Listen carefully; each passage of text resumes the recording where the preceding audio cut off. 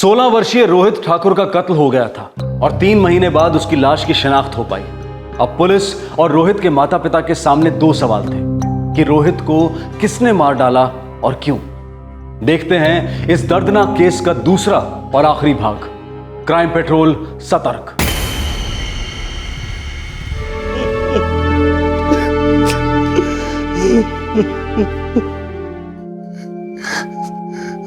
शाम को निकला था घर से।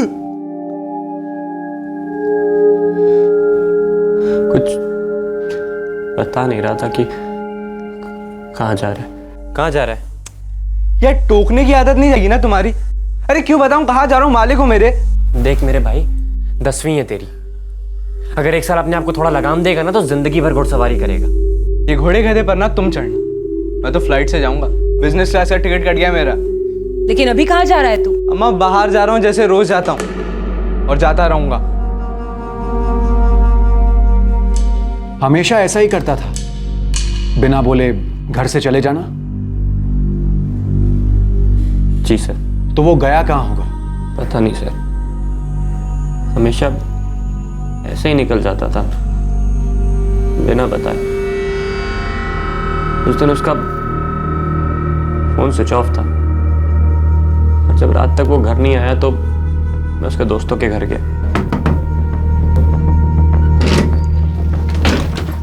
अब काकी पुनीत है? क्या हुआ? रोहित का है? वो तो शाम को अड्डे पर चाय पीकर निकल गया था कहीं। हाँ, चाय के अड्डे पर आया था, कटिंग मारा और कट लिया। हाँ लेकिन कहाँ कट लिया? रोहित अब तक किसी को बताया वो कहाँ जा रहा है, क्यों जा रहा है? तो पुनीत बेंद्रे और सलीम कुरैशी के अलावा उसके और कोई दोस्त थे? नहीं सर, जहाँ तक मुझे मालूम है यही 2 थे। उसके पास कितने मोबाइल थे? एक ही था। नंबर 2 444 876787। हमने क्राइम सीन को कम से कम 3 बार पूरा स्कैन किया, लेकिन मोबाइल कहीं मिला नहीं। मतलब रोहित का फोन शायद वहां पर था ही नहीं, या फिर हथियारा ले गया होगा।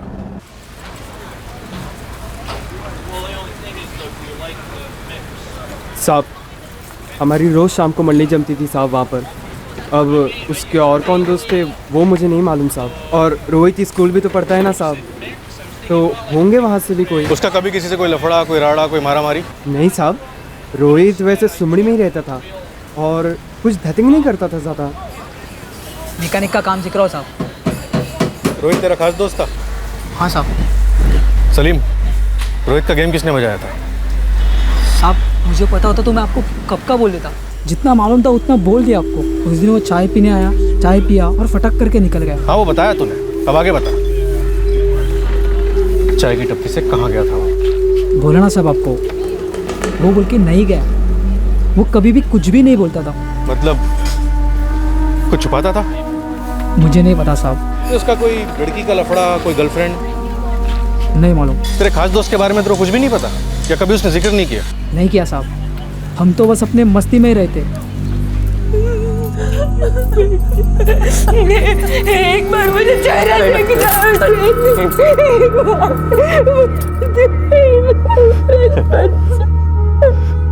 और तुम नहीं देख पाएगी।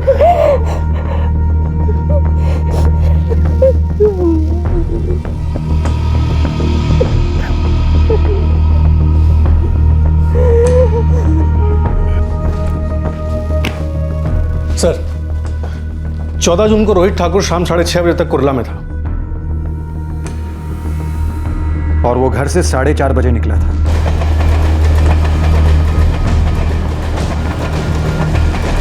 उसके बाद उसके सेलफोन का लोकेशन अंधेरीज था जहां वो रहता था। रोहित अपने दोनों दोस्त पुनीत और सलीम के साथ चाय की टपरी पर था और ठीक 8 बजे वहां से निकला। चलो भाई लोग, अपन कल्टेश। Bye bye. चल चल कल आजा। हाँ। रात के 9 बजे वो पार्क में पहुंचा, जो उसके घर से 4 किलोमीटर की दूरी पर है। पोस्टमार्टम रिपोर्ट के हिसाब से मौत लगभग रात के 10:30 बजे हुई थी, आधा घंटा आगे पीछे। रोहित शराब पी रहा था। उसके ब्लड स्ट्रीम में से शराब के ट्रेसेस पाए गए हैं। खून में अल्कोहल के स्ट्रॉन्ग ट्रेसेस भी हैं। क्राइम सीन पर से स्टायरोफोम के 4 कप्स पाए गए, सब में से शराब की बू आ रही थी। तो इसका मतलब वो वहां 3 और लोगों के साथ था।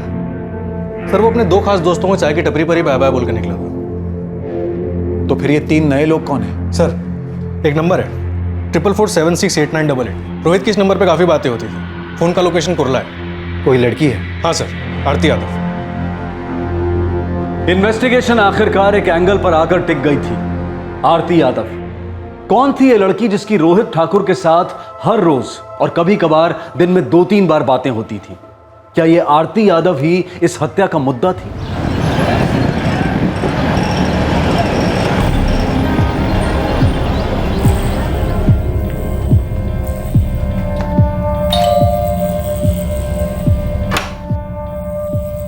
जी आप आरती यादव की मां हैं? जी आप कौन?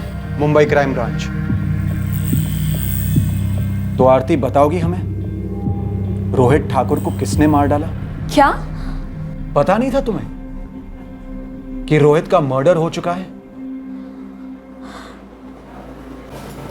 इस सब से हमारी बेटी का क्या लेना देना? आरती, कौन है ये रोहित ठाकुर? माँ, रोहित मेरी क्लास में पढ़ता था। हम सिर्फ फ्रेंड्स थे।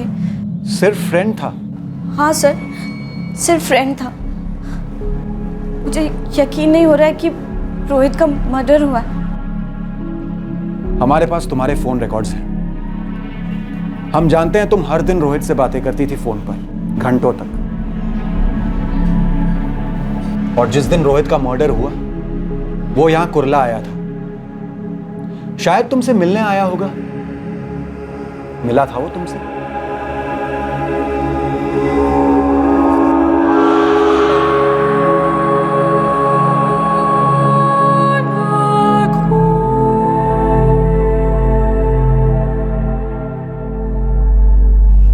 वो सिर्फ फ्रेंड तो नहीं था आरती। देख बेटा, तू जो भी कुछ जानती है ना, सब कुछ सच सच बता दे। पुलिस वाले हैं, आखिर तेरा क्या लेना देना है रोहित की मौत से? हम एक दूसरे को लाइक करते थे। बॉयफ्रेंड गर्लफ्रेंड थे? आरती, किसी ने तुम्हारे बॉयफ्रेंड को बेरहमी से मार डाला। हम उसके हथियारों को ढूंढ रहे हैं। तुम नहीं चाहती हो कि वो पकड़े जाएं? हमें बता दो, कौन थे वो लोग? मुझे कुछ नहीं पता। उस शाम को हम मिले थे थोड़ी देर के लिए, लेकिन मुझे घर आना था और वो भी अपने घर के लिए निकल गया। तुम्हें कोई अंदेशा था कि उसके साथ कुछ गलत होने वाला है? कोई बात थी, कोई डर था? क्या तुम दोनों किसी बात से डर रहे थे या फिर वो अकेला किसी बात से डर रहा था? नहीं सर, मेरे कहने का मतलब था जो हुआ वो रोहित के साथ क्यों हुआ। वो इतना अच्छा था। मैं उससे बहुत। वाघ, लड़की पर नजर रखो। सर लड़की काफ़ी हिल गई थी, शायद कुछ जानती हो। रोहित की चाली में भी एक आदमी को लगा दो। पता करो इस लड़की को लेकर कोई लफड़ा या झगड़ा हुआ था क्या? उम्र भी तो ऐसी थी। गुस्सा नाक की नोक पर रहता है और खून बॉइलिंग पॉइंट पर। होने के लिए तो कुछ भी हुआ हो सकता है, पर ये प्यार मोहब्बत की दुश्मनी है ना, इसीलिए होने के चांसेस ज्यादा है।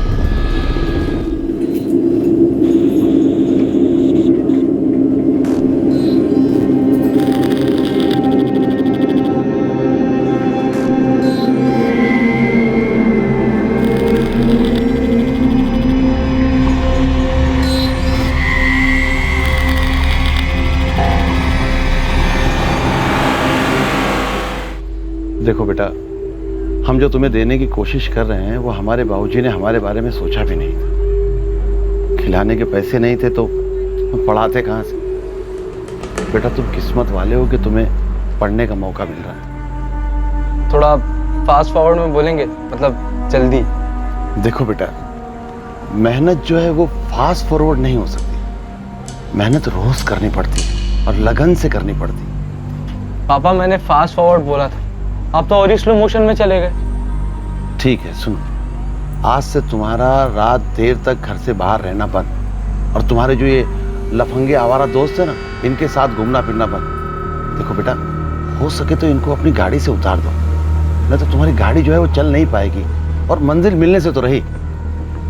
हो गया पापा आपका? सुना दिया रोज की तरह लेक्चर, और मैंने क्या किया, इस कान से सुना और इस कान से निकाल दिया। अब जाऊं? जल्दी लौट। जाने देंगे तब तो आऊंगा ना। अच्छा संभाल के जाओ। एक 50 का पत्ता मिलेगा।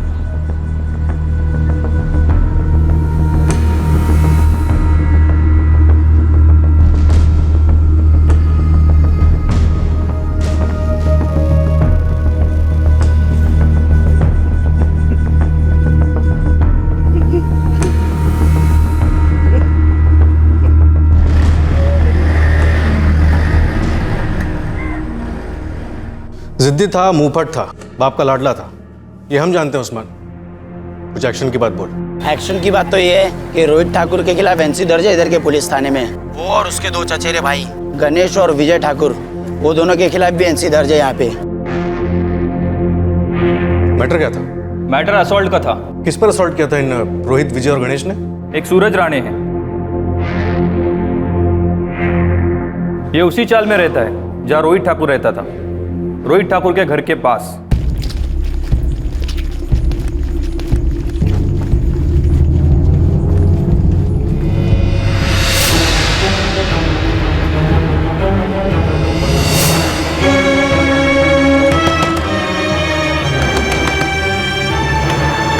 सूरज किधर है? बात क्या बेटा? सूरज किधर है? क्या है रोहित? चल को अरे क्या झगड़ा है तुम लोगों का? सांग ना बाबा, सांग ना। कोई बात नहीं पापा, इन सबको देख लूंगा। सर, रोहित ठाकुर के खिलाफ एनसी सूरज राणे और उसके बाद रघुवीर राणे ने की थी, और इत्तेफाक की बात है कि रोहित, उसके भाई गौरव और बाप सुरेश ने सूरज राणे के खिलाफ एनसी की थी। झगड़ा किस बात को लेकर हुआ था? बदला। रोहित ठाकुर मर्डर केस में पहला एंगल उभरा था आरती यादव वाला, और अब अतीत का एक और एंगल उभर कर सामने आया था, चौल में हुए आपसी झगड़े का एंगल। दो परिवारों के बीच हुए एक छोटे से मसले को लेकर इतनी गहरी दुश्मनी निकल आई थी। आखिरकार क्या था यह छोटा सा मसला? गौरव ठाकुर, सूरज राणे ने तुम्हारे भाई रोहित के खिलाफ और तुम लोगों ने उसके खिलाफ एनसी दर्ज करवाई थी। झगड़ा किस बात को लेकर हुआ था? साहब शुरुआत तो सूरज ने की थी। किसकी शुरुआत गौरव?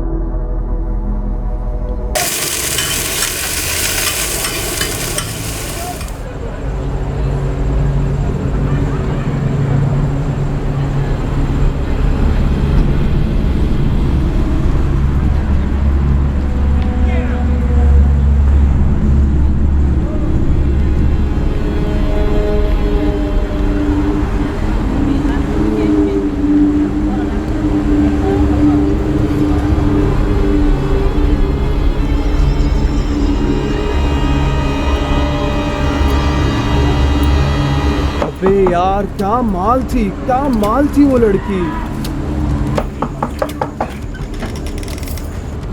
हाँ यार क्या झकास दिया। पापा, रोज की आदत बना ली इन्होंने, यही मंडली जमा के बैठ जाते हैं, उल्टी सीधी बातें करते हैं, चीखते हैं, चिल्लाते हैं। हाँ ठीक है, पर वो लोग घर के अंदर तो नहीं घुसे, घर के बाहर उनको जो करना है करने दो, तुम उनके मुंह मत लगो। लीजिए कैसे चुप रह सकते हैं कुंती?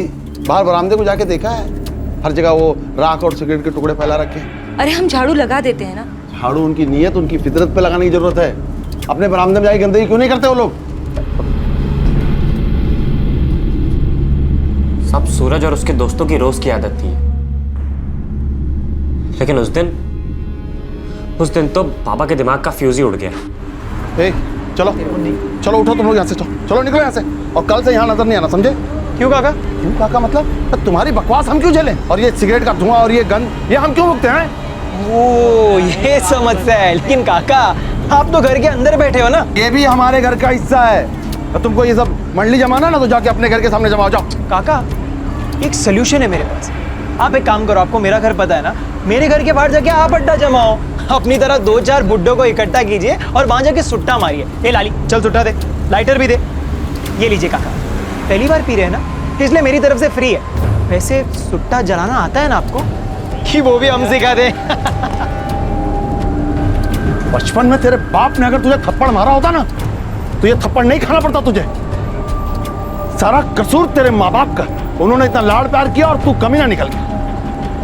चल चलो निकल यहाँ से, चल। ए तुम लोग समझाना पड़ेगा। चल चल जा यहाँ से, चल चल, और कल से दिखना मत यहाँ, चल। सूरज से ये बात सही नहीं गई और उसने उसी रात जवाबी हमला कर दिया।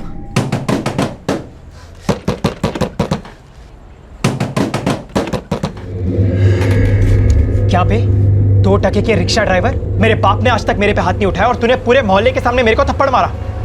क्या सोचा था भाई, थप्पड़ खा के चुप रह जाऊंगा? तेरी तो चाली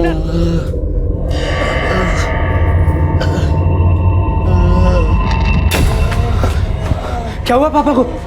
सुना कोई झगड़ा हुआ था? सूरज राणे आया था अपने आदमियों के साथ और ये हालत करके गया। तो तुम क्या कर रहे थे? बांसुरी बजा रहे थे? रोहित अपना मुंह बंद रख। कम से कम मैं पापा के पास था और उन्हें बचाने की कोशिश कर रहा था। तू कहाँ था? गौरव, मेरे हिसाब से फ्रैक्चर लगता है, हमें एक एक्सरे निकालना चाहिए। जी कहाँ करवाए डॉक्टर साहब? अपना आरोग्य भवन हॉस्पिटल ठीक रहेगा। मैं भी आता हूँ। तू कहाँ जा रहा है? आता हूँ मैं।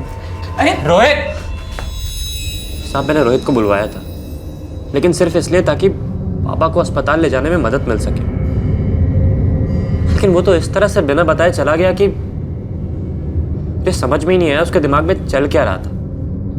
रोहित कहाँ है तू? रोहित, पापा को अस्पताल लेके जाना है। अरे एक्सरे निकलवाना है, तेरी जरूरत पड़ेगी। और तो और पुलिस रिपोर्ट भी करनी पड़ेगी, डॉक्टर साहब ने बोला है।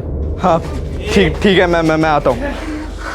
जब रोहित क्लिनिक आया तो उसके साथ गणेश भाई और विजय भाई थे, मेरे चाचा के लड़के। मुझे ऐसा लगा कि पापा की मदद करने के लिए ये इन दोनों को लेके आया है।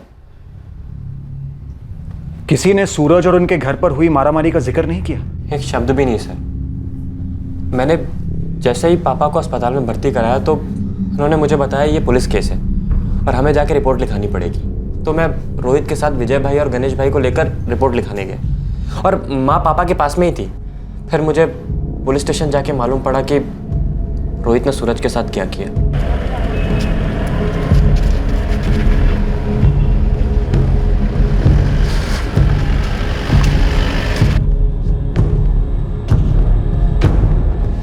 तीन लोग थे साहब। एक तो वो हमारी चौल वाला रोहित ठाकुर और उसके साथ 2 गुंडे और भी थे। बगाना देखो कितनी बेरहमी से मारा। साहब ये एक नंबर के झूठे और फट्टू लोग हैं साहब। इसने पहले मेरे बाप को इतनी बुरी तरह से मारा कि वो अभी भी हॉस्पिटल में। आप चलकर देख सकते हैं। तुमने देखा था इन्हें तुम्हारे बाप को पीटते हुए? मैं बाहर था, लेकिन ये मेरा बड़ा भाई है, इसने देखा था साहब। इसको भी थोड़ी पड़ी। तुम्हारा नाम क्या है? रोहित ठाकुर, सुरेश ठाकुर का छोटा लड़का हूँ साहब। सर लड़ाई पहले इसने शुरू की थी। इसने मेरे पापा पे जानलेवा हमला किया था। साहब ये झूठ बोल रहे हैं साहब। अरे मैंने आज तक वो सुरेश ठाकुर से बात ही नहीं किया है। अरे वो आए थे, यहाँ वहाँ की बातें कर रहे थे, सबके सामने मेरे को थप्पड़ मारा और उसके बाद इसको भेजा ये रोहित ठाकुर को इन गुंडों के साथ मेरे को मारने के लिए। साहब आप पहले हमारा केस दर्ज कीजिए साहब। इसने मेरे बाप पर जानलेवा हमला किया है साहब। नहीं साहब, पहले हम लोग आए। साहब पहले आप हमारा केस दर्ज कीजिए साहब। आप पहले हमारा केस साहब, लेकिन हम लोग पहले यहाँ पर आए ना, आप हमारा। शांत बसा। सुनो ये तुम दोनों का केस में लेने वाला हूं। शांति रखो। तुमने इस मामले के बारे में हमें पहले क्यों नहीं बताया? साहब ऐसी बात नहीं है। करीबन 1 साल पहले वो इंस्पेक्टर साहब ने दोनों पार्टियों की कंप्लेंट दर्ज की थी, लेकिन फिर पापा को ठीक होने में 4-5 महीने लग गए और उसके बाद हमारा वो राणे परिवार से कुछ खास लेना देना रहा ही नहीं। तो तुम्हें लगता है कि इस पूरे 1 साल में रोहित और सूरज का कोई सामना नहीं हुआ होगा? कोई झड़प नहीं हुई? पता नहीं साहब।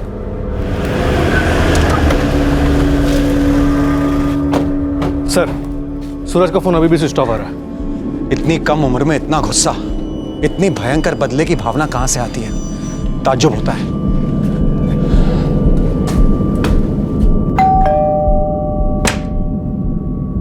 जी क्राइम ब्रांच से।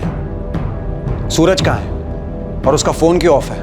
वो तो कल रात को ही कहीं चला गया, बोल के नहीं गया है कहाँ गया। और उसके पिता रघुवीर राणे? वो उधर ही होंगे, एस्टेट एजेंसी में।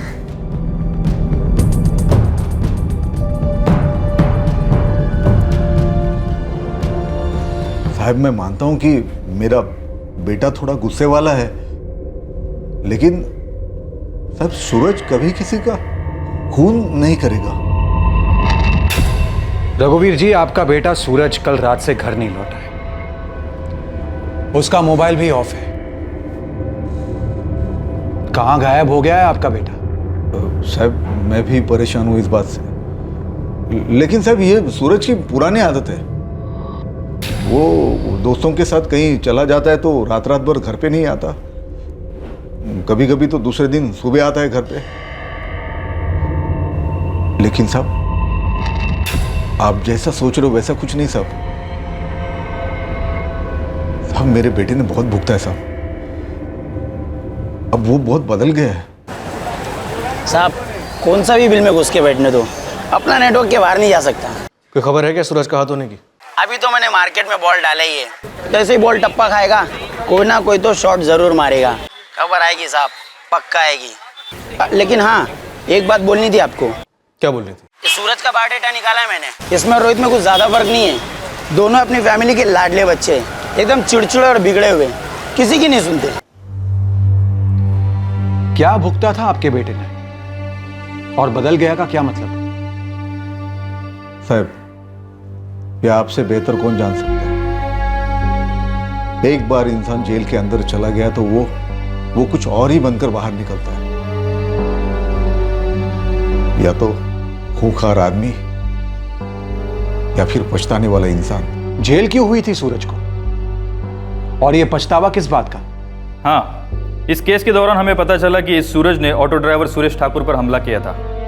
सुरेश ठाकुर की हालत बहुत खराब थी, काफी बुरी तरह चोटें आई थी। तो सूरज को सजा हुई इस केस में? हाँ हुई, पड़ोसी विटनेस थे, स्ट्रॉन्ग केस बना, चार्जेस भी साबित हुए।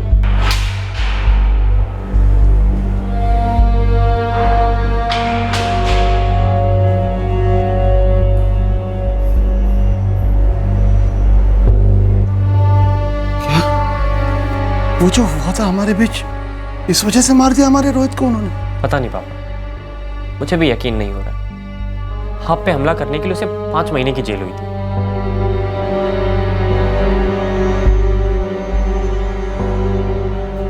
साहब जेल ने उसे पूरी तरह तोड़ दिया था, जेल की जिंदगी वो झेल नहीं पाया। मैं जब भी उसे मिलने जाता था वो बच्चों की तरह रोता था साहब। बाबा मैं कुछ भी करने को तैयार हूँ, सुधर जाऊंगा, काम पे लग जाऊंगा, जैसा आप बोलोगे वैसा करूंगा। बस मेरे को यहाँ से बाहर निकालो वरना मैं मर जाऊंगा बाबा।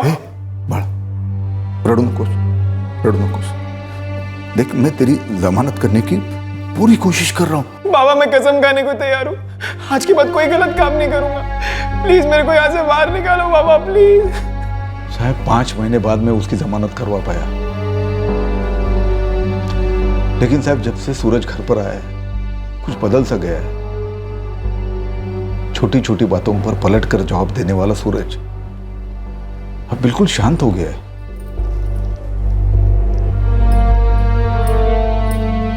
सूरज, ए बेटा, सूरज बेटा जेवायला रे बेटा। काय साला बड़ा, देख जब तू पहले जिद करता था और चिल्लाता था तब बहुत बुरा लगता था, पर अब तू ऐसे चुपचाप बैठे रहता है और भी बुरा लगता है रे। काय साला अपने आई को नहीं बताएगा? रघुवीर जी, अगर आपका बेटा इतना शांत हो गया है और इतना सुधर गया है तो फिर वो गायब क्यों है, और उसका मोबाइल क्यों ऑफ है? कहाँ छुपा है वो? अब अगर वो भागा है तो मुझे मालूम है वो क्यों भागा है। क्योंकि उसे डर है कि हम उस पर शक करेंगे। बिल्कुल सर, किसी भी सूरत में वो दोबारा जेल नहीं जाना चाहता, और हम उसे किसी भी सूरत में बिना उससे पूछताछ किए उसे खुला नहीं छोड़ सकते। साहब आपको कैसे समझाऊं कि सूरज कभी कोई गलत काम नहीं कर सकता। हाँ तो ठीक है ना, एक बार उसे हमसे मिलवा दीजिए। हम इतने सालों से ये काम कर रहे हैं, थोड़ी बहुत समझ है हमें। बंदे को देखते ही समझ जाते हैं कि कौन कितने पानी में है। साहब 4 दिन से इस लड़की आरती यादव के आगे पीछे घूम रहा हूँ।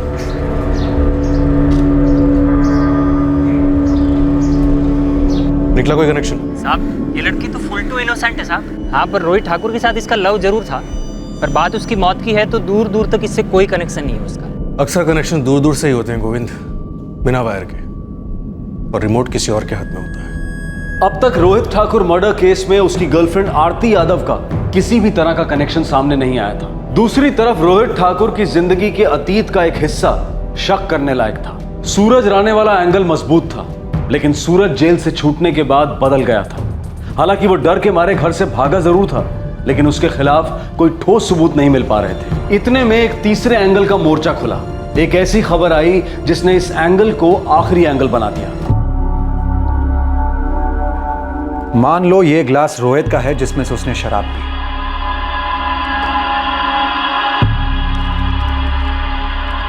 इन दोनों को पहले ही हमें उठाकर निचोड़ लेना चाहिए था। उठा लाओ दोनों को।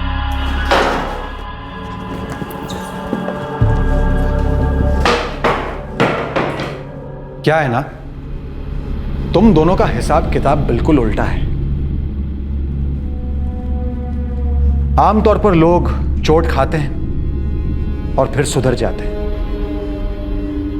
लेकिन तुम दोनों ने किसी को चोट दी है और अब सुधरने की फिराक में हो।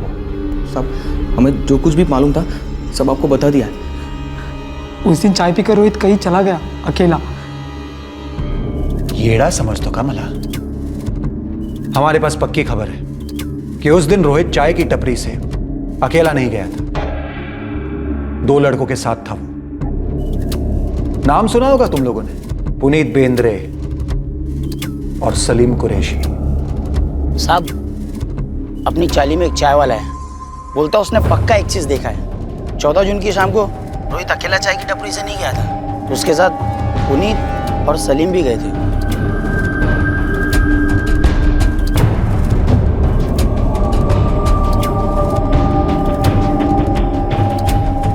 और हाँ, एक और बंदा है अपनी चाली में जिसने उस रात के वक्त इन तीनों को पार्क में एक साथ जाते हुए देखा था। अब ना बेटा, तू मुझे पूरी स्टोरी सुना दे एकदम अच्छे से। कुछ भी चेंज हुआ ना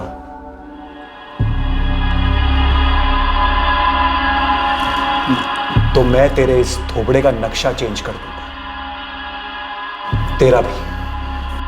और याद रखना, हमारी दी हुई चोट का दर्द वक्त के साथ साथ बढ़ता नहीं है, बढ़ता है। तो अभी सोच लो, सच कैसे बोलना है तुम दोनों को, खड़े खड़े या फिर जमीन पर लेटकर? साहब हम रोहित को लेकर पार्क में गए थे।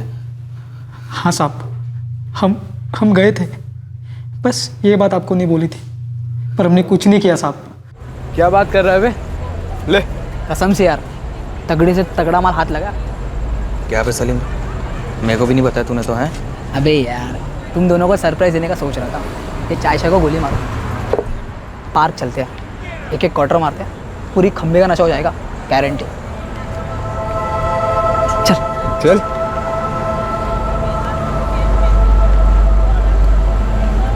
साहब हमारा काम था सिर्फ और सिर्फ रोहित को पार्क में लेकर आना और पिला के टाइट कर देना।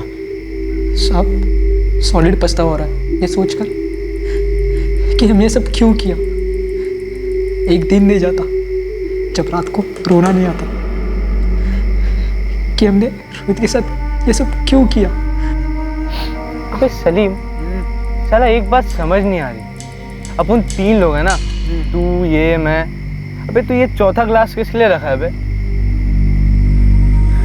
जब 3 जन पीने बैठते हैं ना तो भटकता वो टपकता है, वो नाराज ना हो इसीलिए चौथा गिलास रखा है। अबे जा बे, क्या गवारों जैसी बातें कर रहा है, ये भूत भूत कुछ नहीं होता है। हाँ बच्ची, अब हम ठहरे अनपढ़ गवार, बस तू एक पढ़ा लिखा शाना है। ए सलीम, इसकी बातों में क्या रहा है? वो भटक तो वो भूत आ गया और भटक गया तो तू बना ना भाई। अबे साले तू भी ऐसे ही निकला। कौन था वो भटकता भूत? भाई साहब, जिसके लिए हम वो काम कर रहे थे, रोहित को पार्क तक लाने का काम, उसे टाइट करने का काम। नाम बोल। वो तुम दोनों का दोस्त है, तुम लोगों पे भरोसा करता है, इसलिए सिर्फ तुम लोग ही उसको मेरे पास अकेला ला सकते हो। और तू क्या करेगा उसके साथ? मार दूँ। ए एड़ा साला है क्या तू? देख हो गया होगा तू, लेकिन हम क्रैक नहीं है, समझा तू? अरे पागल हो गया ये। चल रहे सलीम, निकलते हम लोग। 25,000 25,000 दूंगा तुम लोगों को सिर्फ उसको पार्क तक लेके आना। जब मैं गेम बजाऊंगा तब तुम लोग वहां पे होगे भी। इसका मतलब तुम दोनों में से कोई नहीं फंसेगा। साहब, हम दोनों ने पैसों के सामने अपने घुटने टेक दी। साहब, हम उसे पार्क ले गए, उसे पिलाया, लेकिन उसे टच तक नहीं किया साहब। पूरा काम सूरज ने ही किया।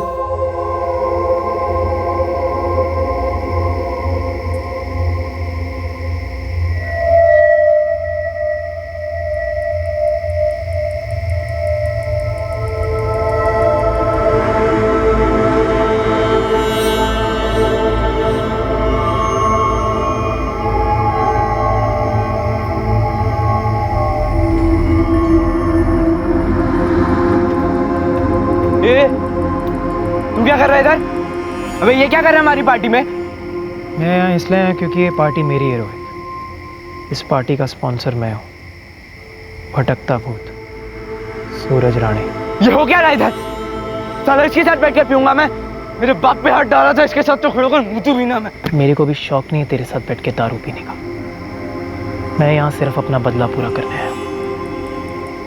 5 महीने जेल में सड़ा मैं, तेरे और तेरे बाप की वजह से। अबे जा बे, समझ क्या रखा है? वो तुम दोनों चलो, सच्ची में कोई भूत देख लिया क्या?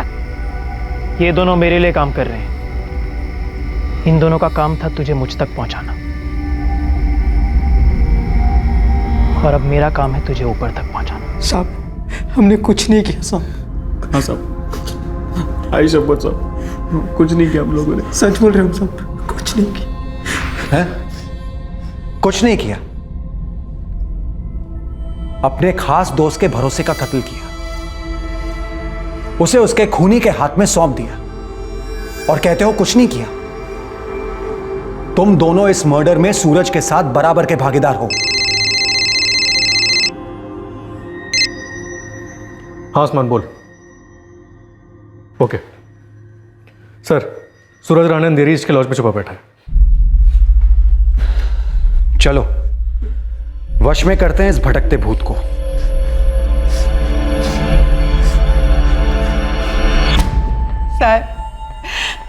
साहब मेरे पुनीत को छोड़ दो। अभी अभी वो मेरे काम में हाथ बटाने लगा है और दारू भी नहीं पी रहा है। हाँ साहब, मेरे सलीम ने भी नशा छोड़ दिया है। ईमान से मैकेनिक का काम कर रहा था साहब। सालों बाद हमारी जिंदगी पटरी पर आई है। मेरा बेटा काम कर रहा है, पैसा कमा रहा है, अपने भाई बहनों का ख्याल रख रहा है। छोड़ दो उनको साहब, छोड़ दो। कैसे छोड़ दूं? उन दोनों ने अपने खास दोस्त रोहित को इतना बड़ा धोखा दिया। उसके माँ बाप उसके भाई को गहरी चोट पहुंचाई, और वही चोट घूम फिर के उनको मिल रही है, और अब आप लोगों को मिलेगी। चोट देने वाले को चोट खाने के लिए तैयार रहना पड़ता है। वो कहते हैं ना, जैसी करनी वैसी भरनी।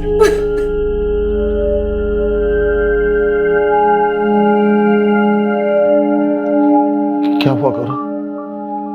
कौन है हमारे रोहित का हत्यारा? सूरज राणे अपनी जेल की सजा का बदला लिया हमारे रोहित से। हे भगवान, एक थप्पड़ कहां से कहां चला गया, हम सबको खत्म कर गया।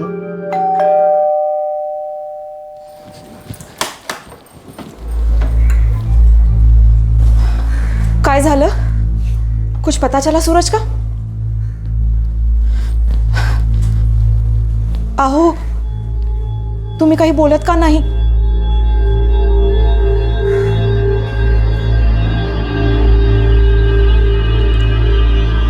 साक्षी, हमें लगा हमारा लड़का बदल गया है, चुप सा रहता है, पर वो चुप्पी जहरीली थी। उस चुप्पी में बदले का जहर उबल रहा था, रोहित के खिलाफ। सूरज ने? साक्षी, सूरज ने रोहित का कत्ल कर दिया और पुलिस ने उसे धर लिया। मेरे को कोई अफसोस नहीं,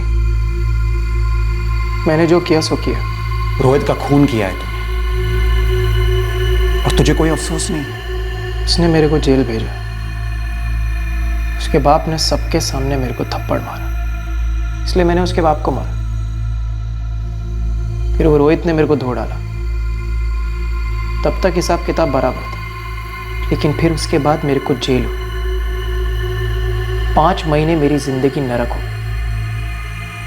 5 महीने क्या वो जायज था?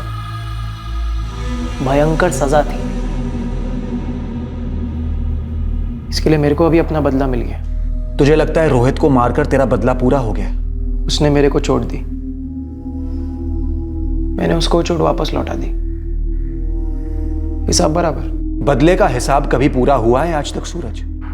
तूने खुद को चोट दी है, इस बात को गिना तूने अपने इस बदले के हिसाब में। अब तुझे सजा होगी और जेल में यह चोट दिन ब दिन बढ़कर नासूर बनेगी। और तूने अपने मां बाप को जो चोट दी है उसका क्या? उनका जीना दुश्वार हो गया है। अब वो दिन ब दिन ना सिर्फ तेरी याद में तड़पेंगे, बल्कि इस पछतावे में जलेंगे कि उन्होंने तुझे इतना लाड़ क्यों दिया। एक इंसान को हैवान क्यों बनने दिया।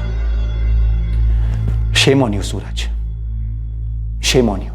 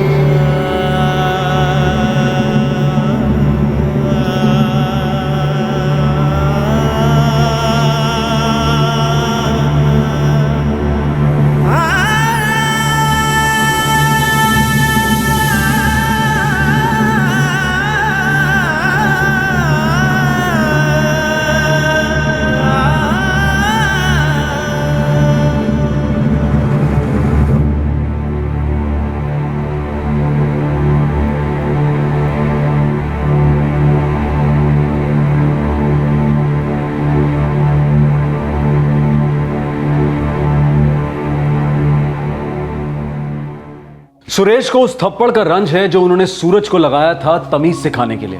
उन्हें लगता है कि उन्होंने गलती की और उसी की वजह से उन्होंने अपने लाडले बेटे रोहित को खो दिया। सूरज के पिता रघुवीर को दुख है कि काश उन्होंने बचपन से ही सूरज के गुस्से को सही ढंग से काबू में कर दिया होता।